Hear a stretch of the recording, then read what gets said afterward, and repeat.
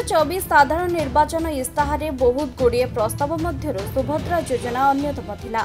ओडिशा रे बीजेपी सरकार गठन हेले सुभद्रा योजना रे 22 वर्षर ऊर्ध्व समस्त महिला को 6 मासरे थरे एमिति वर्षकु 2 थर 5,000 करी वर्षकु 10,000 एवं 5 वर्ष रे मोट 50,000 टंका दिया।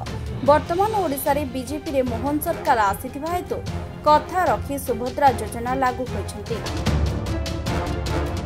अति कम रे ओडिशार 10,000 जगार सुभद्रा स्वागत पदयात्रा कराजिबो बोली सरकार निर्देश थिबारु आज रायगढ़ जिलार अन्य ब्लॉक मानक परि मुनिगुड़ा ब्लॉक रे मध्य BDO, CDPO, BPM, PEO, GRC और प्रत्येक अंगनवाड़ी एवं एसएचजी सदस्य माने एकत्रित होई ब्लॉक ऑफिस ठारू पंचायत एवं सेठारू प्राय 2 किलोमीटर क्लस्टर हाउस पर्यंत पदयात्रा करी सुभद्रा योजना और कथा देई कथा रखिथिबा सरकार नारा सह जनसाधारण को सचेतनतार बार्ता देथिले। सर आज जो सुभद्रा योजना जो पदयात्रा करूछन्ती यार अभिमुख्य कोन?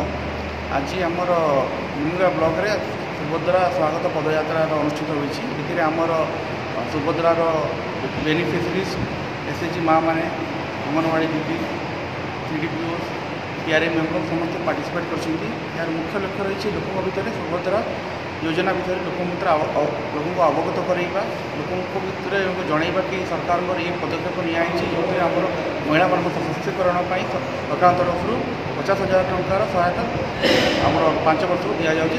आज जो पदयात्रा करूछन्ती महिला माने यार अभिमुख्य कोन?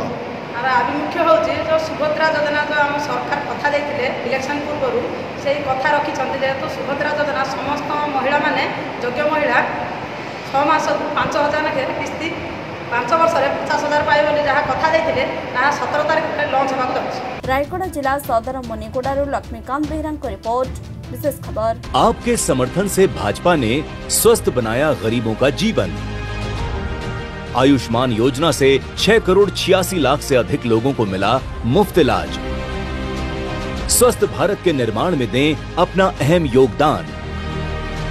2 सितंबर से शुरू हो रहा है भाजपा का सदस्यता अभियान। भाजपा का सदस्य बनकर हमें अपना समर्थन दें।